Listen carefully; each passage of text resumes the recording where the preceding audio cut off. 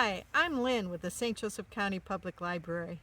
Besides reducing, reusing, and recycling, we can help preserve our natural resources by reserving land.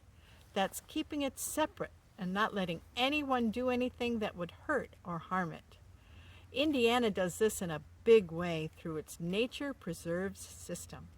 For more than 50 years, this program has taken about 290 natural areas and set them aside so that their plants and animals and natural features are protected. I'm told St. Joseph County, where we live, currently is home to 4 of the program's nature preserves: Chamberlain Lake, Lydic Bog, Bendix Woods, and Spicer Lake. Hey, there's a really cool park interpreter here. Her name's Michaele, and she says she'll talk to us about what makes Spicer Lake so special and why we should preserve it. Let's go talk to her. Hi, welcome to Spicer Lake Nature Preserve. My name is Michaele Klingerman, and I am going to be taking all of you on a trip back in time. We're going to go walk down the trails, and we are going to find out here at Spicer Lake Nature Preserve what makes it so unique. We are standing at the end of the boardwalk here at Spicer Lake. And one of the questions that gets asked a lot about Spicer is, how was Spicer Lake formed? And so you have to think about what was happening in Indiana 12,000 years ago. And you have to think snow, you have to think ice, and you have to think cold. And of course the answer to that is the glaciers. And in particular, a glacier known as the Wisconsin Sheet Glacier covered this area in Indiana. And so what was happening is the glaciers were pushing the surface of the earth. It was pushing up soil, it was pushing up rocks, it's pushing up different elements. And as the glaciers retreated, there was a block of glacier ice that was left behind. And so what you are seeing here is actually remnants of a piece of glacier ice. Of course, it melted. And over the years, so we're again back 12,000 years ago, sediment started to add on to the lake. What is super also cool is if you're looking off over towards the northeast, the forest in spots is growing on a floating map. Sorry, mat. The other thing that makes Spicer Lake unique, with it being a kettle lake, is there's no other precipitation that's coming up in. There is no hidden spring. All of the water that comes into the lake either comes from the clouds, so either in the form of rain or snow. The other question that I get asked all the time here about Spicer Lake, how deep is it in the middle? It is 16 feet down, so that ought to tell you exactly how deep this lake is. We also have another kettle lake that's at the other end of the park, and that is called Lancaster Lake, and Lancaster is 24 feet down. With it being a nature preserve, nature preserves are protected because of the uniqueness that is here. So again, this was formed 12,000 years ago, and thank goodness we had a couple of really cool teachers that came out here and looked at the property and said, you know what, this is a really special place and we have to do something to help protect it. And that happened in 1978. So the property was bought, 40 acres was set aside, and it was officially named the Spicer Lake Nature Preserve. And over the years, we have continued to buy property to add on, and today, in 2020, we actually have over 300 acres. The majority of the acreage is underwater. So unless you're a frog, or unless you're a bird with really cool webbed feet, it's hard to walk through the areas. What else is cool about Spicer Lake is the surrounding areas is swamp.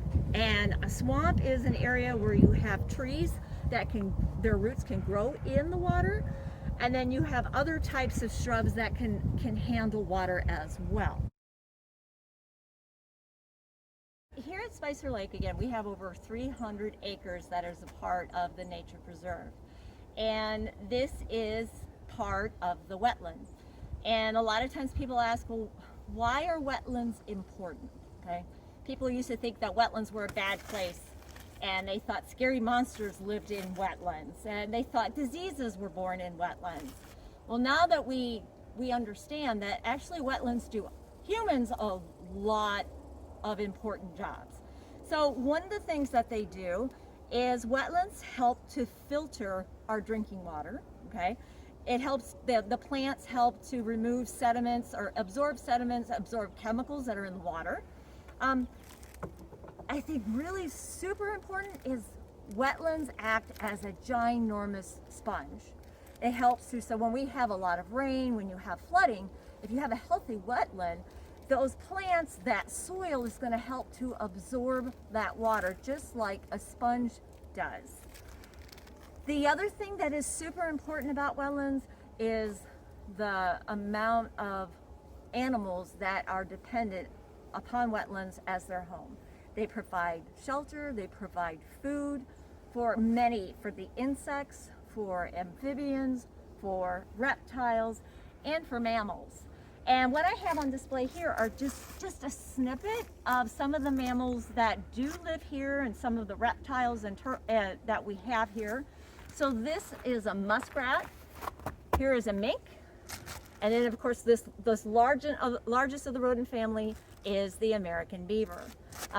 Lots of reptiles, of course, so you've got your painted turtles, snapping turtles, and then we have snakes, of which I personally love snakes, but we have a lot of northern water snakes, we have milk snakes, we have snakes that probably we haven't even discovered yet because we just haven't been on the trails at the right time with them. The other value too is that there can be animals here that are very, very secretive that we don't know because we're not here at night. This is the American badger, and they are a species that is of concern in Indiana. I think it would be so cool if we were to ever find these guys.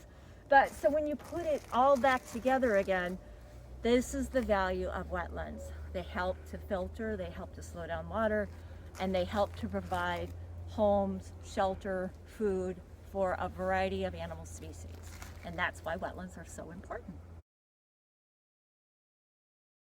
When you visit a nature preserve, it's a little bit different than when you visit other parks. So again, a nature preserve has been set aside because it's a living museum. There's living things here that have been here since 12,000 years ago. So it is important to follow those rules. And when you're following those rules, not that we don't want people to have fun, but when you follow those rules, you're being ambassadors, you are helping to protect what is unique here at Spicer Lake. And so when you go to a park, they have trails. And we really, really want people to stay on the trails. Maybe they don't understand that, maybe they've been at another park where they've had garlic mustard growing and they get those seeds in their shoes. Well, if they come here and they haven't cleaned off those seeds and they take off running through the forest, those seeds can then be spread, and then you end up having to battle garlic mustard. And garlic mustard is an invasive and we don't want here at Spicer Lake. It changes things, not for the better. We ask people not to pick, just because if you think about it, if you and a group of your friends came out here and you saw maybe a really cool rock or a really cool flower, and you pick it, well, that might be the last one. The other thing that we really ask at nature preserves is we don't want people bringing animals in, like a captured turtle or a captured raccoon, and we really, really emphasize, please don't remove anything animal-wise. You know, everybody seems to like turtles, everybody seems to like snakes, but if you remove them from here, you are taking them away from their home, the specific things that they need in order to survive.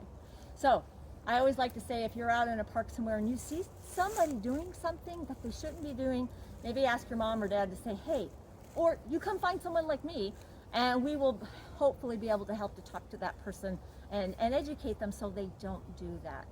Because we want, for like many, many, many, many years after I'm gone, that this place will stay protected. So I hope you guys will come out and visit me here at Spicer Lake.